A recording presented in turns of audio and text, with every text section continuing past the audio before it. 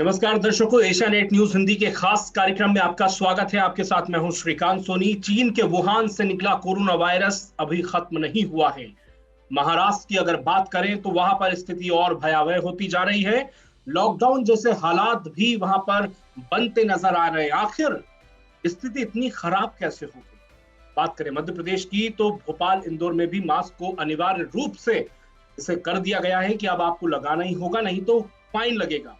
हम आज बात करेंगे कि कोरोना को लेकर लोगों की सोच में ऐसा बदलाव क्यों आया जो कि अब खतरनाक होता जा रहा है। हमारे साथ मौजूद है बहुत खास मेहमान, कोरोना एडवाइजरी कमेटी के सदस्य हैं, श्वास रोग विशेषज्ञ हैं, डॉक्टर पीएन अग्रवाल जी। पीएन सर, बहुत बहुत स्वागत है आपका हमारे कार्यक्रम में। धन्यवाद। सर, सबसे पहले मैं आपसे यही समझूंगा कि जो स्थिति अब हमें देखने को मिल रही है कि चिंता का विषय वापस कोरोना वायरस बनता जा रहा है, आखिर चूक कहाँ हो रही है? श्रीकांत जी, निश्चय ये चिंता का विषय है। पिछले एक सप्ताह से हम देख रहे हैं कि देश में, शहर में, प्रदेश में संक्रमण की गति बढ़ती जा रही है और जो एक खराब संकेत है। मुझे लगता है कि पिछले समय में इतना अच्छा हमारे देश ने परफॉर्म किया कि हमारे देश में लगातार संक्रमित लोगों की संख्या कम होती जा रही है, हमारे यहाँ रिकवरी रेट बढ़ रही है, मृत्यु दर कम होती जा रही है, 1.42 पे आ गई है। तो हमारे मनों में, लोगों के मन में एक तरह से कॉन्फिडेंस, ओवर कॉन्फिडेंस आ गया है। एक वो डर कम हो गया इस रोग के बारे में, जबकि ऐसा सच नहीं है। और डर इसलिए कम नहीं होना चाहिए। उसमें क्या हुआ, दूसरी चीज कि जब डर कम हो गया, लोग केयरलेस हो गए, कैजुअल हो गए हैं। वो बाहर जाते हैं, मास्क जेब में रख के जाते हैं, सैनिटाइजर की बोतल जेब में रख के जाते हैं, पर पार्टी में, शादी में, फंक्शन में उनको बाहर निकालते नहीं है। मतलब मास्क है, गले में टंगा हुआ है। जो बेसिक रूल्स फॉलो उन्होंने भूल गए हैं। बेसिक कोरोना के बचाव के 3 जो हम बातें बार बार साल भर से कहते चले आ रहे हैं, उनको भूल गए हैं, जो कि गंभीर परिणाम देने के लिए जिम्मेदार है। बिल्कुल पीएन सर, वो बेसिक जो 3 बातें आप लगातार इससे पहले भी हम बातचीत कर चुके हैं, वो क्या बेसिक बातें हैं, वो एक बार फिर से आप बता दीजिए। सबसे पहला बेसिक इंपॉर्टेंट तथ्य है कि मास्क पहने, अपने फेस में, गले, चेहरे में मास्क लगाएं, नाक और मुंह पूरी तरह से कंप्लीटली कवर करके रखें, जिससे कि आपको संक्रमण ना लगे। साथ ही साथ इससे मैं दूसरे को संक्रमित भी नहीं करूंगा, तो दोनों पक्षों का बचाव है। दूसरा है, एक सोशल डिस्टेंसिंग बना के रखना जरूरी है, क्योंकि 3 गज से पास की दूरी में इन संक्रमण फैलता है। तीसरा, हैंड हाइजीन पे विशेष ध्यान दिया जाए, सैनिटाइजर का बार प्रयोग करें, हाथों को साफ करें, जिससे आपसी बॉडी के स्किन से सीक्रेशंस दूसरे को ना फैले। और चौथा है, कफ एटिकेट को फॉलो करें, जैसे छींकना खांसना हो तो इस तरह प्रोटेक्ट करें, मुंह में रुमाल रखें। तो इन बातों का ध्यान रखना अभी भी उतना ही आवश्यक है। बिल्कुल, यानी कि ये जो बेसिक बातें हैं ये लोग कहीं ना कहीं भूल रहे हैं सर, और इसीलिए ये मरीजों की जो संक्रमित की संख्या है वो बढ़ रही है। महाराष्ट्र में जो हालात हुए हैं उसे आप किस तरह से देखते हैं कि वहां पर अब सीएम उद्धव ठाकरे ने ये साफ कर दिया है कि अगर आपको नियम का जो है पालन करना होगा, नहीं तो फिर वापस आप लॉकडाउन दे सकते हैं। अगर लॉकडाउन को टालना है तो कोरोना की जो गाइडलाइन है उसको फॉलो करें। बिल्कुल ठीक है, हमको बेसिक बातों पर ही ध्यान रखना पड़ेगा। अभी महाराष्ट्र में कुछ ही दिनों से लोकल ट्रेन बॉम्बे में चलना शुरू हुई हैं, जिसमें लाखों लोग, लाखों निवासी प्रतिदिन कम्यूट कर रहे हैं, और इतने हैवी क्राउडिंग रहती है कि यदि मास्क हटाया, यदि आपने अपने प्रोटेक्शन हटाया, तो बहुत जल्दी संक्रमण फैलता है। एक मुख्य वजह तो ये है। दूसरा, अब इंटरनेशनल ट्रेवल भी खुल चुका है, बसें चल रही हैं, रोड में गाड़ियां चल रही हैं, फ्लाइट बढ़ गई हैं, तो बाहर से भी संक्रमित लोग आ रहे हैं। और तीसरा, हम देख रहे हैं इंग्लैंड और अफ्रीकन जो स्ट्रेन्स हैं, नए स्ट्रेन्स, जिनमें इन्फेक्शन स्प्रेड करने की कहीं ज्यादा क्षमता है, वो भी हमारे देश में आ रहे हैं, इन्हीं लोगों के थ्रू आ रहे हैं। तो मल्टीपल फैक्टर्स रिस्पॉन्सिबल हैं। एक और बात मुझे समझ में आती है कि जो क्लाइमेट चेंज हुआ है, हर साल हम देखते हैं जनवरी, फरवरी और मार्च में स्वाइन फ्लू के ढेरों मरीज हम लोग सालों से ट्रीट करते आ रहे हैं, और इन्हीं दिनों मृत्यु दर भी ज्यादा होती थी। तो ये समय वायरस के रेप्लिकेशन के लिए भी बहुत उपयुक्त है। अतः हमें चौकन्ने रहना है और इन्हीं बेसिक बातों को बार फॉलो करना है।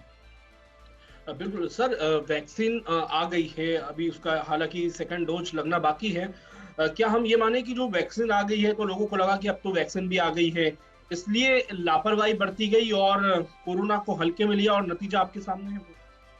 बिल्कुल ठीक कह रहे हैं। वैक्सीन के नाम से लोगों के मन में बड़ा कॉन्फिडेंस आ जाता है। आप बोलो मुझे वैक्सीन लग गया, लगने वाला है, मुझे कब लगेगा, तो एक अलग तरह का उत्साह, एक अलग तरह का कॉन्फिडेंस लोगों के मन में आ रहा है, आप सबके। परंतु ये फिर से मैं बताना चाहूंगा आपके सभी दर्शकों को कि वैक्सीन लगना, अभी पहला वैक्सीन का पहला चरण ही चल रहा है। तो मुझे भी सेकंड डोज लगना भी बाकी है। ऐसे ऐसे हजारों लाखों लोग हैं जिनको वैक्सीन लग चुका है, और बाकी करोड़ों हैं जिनको वैक्सीन नहीं लगा है।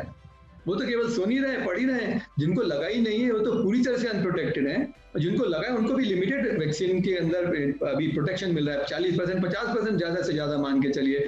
दूसरा डोज लगने के भी 15 दिन बाद तक हम पूरी तरह से तब जाके एक बॉडी में अच्छा संक्रमण के रोग से लड़ने की क्षमता आएगी। फिर भी मैं वर्ड ऑफ कॉशन बोलूंगा, उसके बाद भी हमको बेसिक एटिकेट्स को फॉलो करना ही है, मास्क पहनना ही है, क्योंकि 100% सिक्योरिटी गारंटी कहीं भी नहीं मिलेगी। जी सर, एक बार जो व्यक्ति कोविड पॉजिटिव हो जाता है उसके बाद उसके दोबारा संक्रमित होने के कितने चांस होते हैं?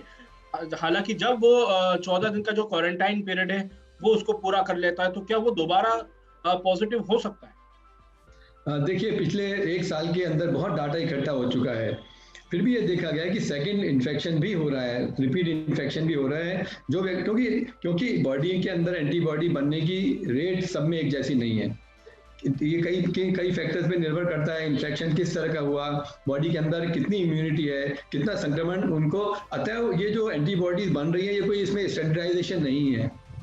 यंगस्टर्स में अच्छी लेवल की एंटीबॉडी बनती है और इम्यूनो कॉम्प्रोमाइज लोगों में कम बनती है, इसलिए एंटीबॉडी बनना कोई गारंटी नहीं देता है। अतः बार बार ये कहा जा रहा है कि आपको इन्फेक्शन हो गया तो भी आप पूरी तरह अपने आप को बचाइए, क्योंकि सेकेंड इन्फेक्शन का इंसिडेंस फिर से हो सकता है। सर, आप श्वास रोग विशेषज्ञ हैं, तो श्वास के द्वारा कितना सेंसिटिव हो जाता है अगर हम बाहर जा रहे हैं बिना मास्क के? तो सबसे पहले तो जो कि हमारी नोज से ही वायरस अंदर आता है, तो ये कितना महत्वपूर्ण है? देखिए, जो रूट है वो सांस का रूट ही है, ये रेस्पिरेटरी वायरस है और इसका स्प्रेड रेस्पिरेटरी सिक्रेशन के थ्रू होता है। खांसने छींकने से जो मुंह से ड्रॉपलेट्स उड़ते हैं, सांस लेने से जो नोज से एयर जाती है, इसमें भी वायरस रहता है। तो वायरस का सोर्स तो यही है, खांसना छींकना, और यहीं से वायरस उड़ता है। जब हम एक बार छींकते खांसते हैं तो हजारों की मात्रा में माइन्यूट ड्रॉपलेट्स हवा में उड़ते हैं। उन ड्रॉपलेट्स में वायरस के कण होते हैं जो दूसरा व्यक्ति उनको इनहेल करता है।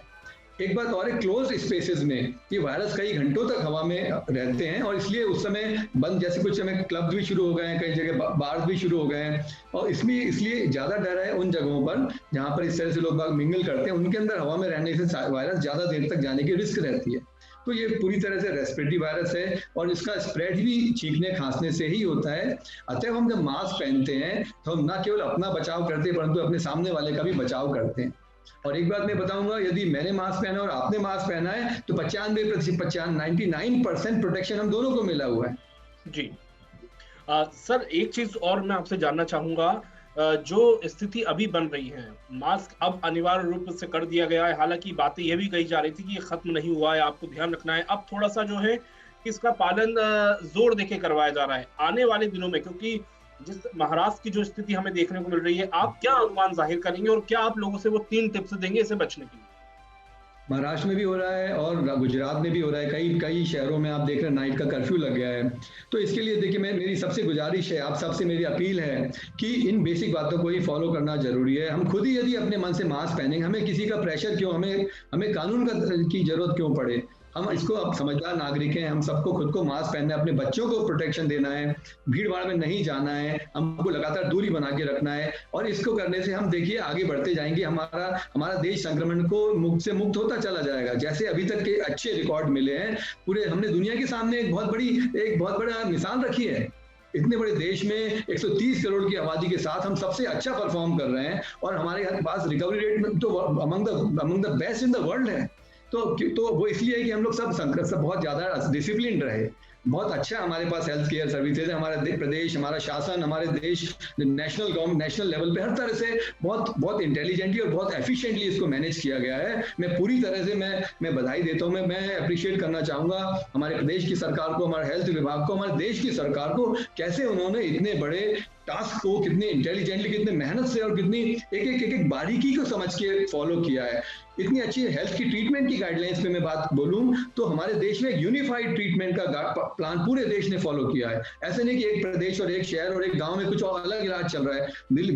एम्स के दिल्ली के डॉक्टर रणदीप गुलेरिया के तत्वाधान में वहां से हेल्थ मिनिस्ट्री की गाइडलाइन निकलती थी और पूरे देश में सेम गाइडलाइंस फॉलो की गई हैं। कौन सी दवाइयां देनी है, कौन सी नहीं देनी है, कौन सी दवाइयां कॉन्ट्राइंडिकेटेड, किस डोज में देनी है, कितने दिन तक देनी है, कब फॉलो अप करना है। ये गाइडलाइंस भोपाल, दिल्ली, मुंबई, कलकत्ता, लखनऊ हर जगह सेम तरीके से फॉलो की गई और इसीलिए इतना अच्छा रिजल्ट मिला। हम लोग देख रहे हैं कि रिलैक्स नहीं हो रहे हैं और बहुत अच्छा उपचार हो रहा है।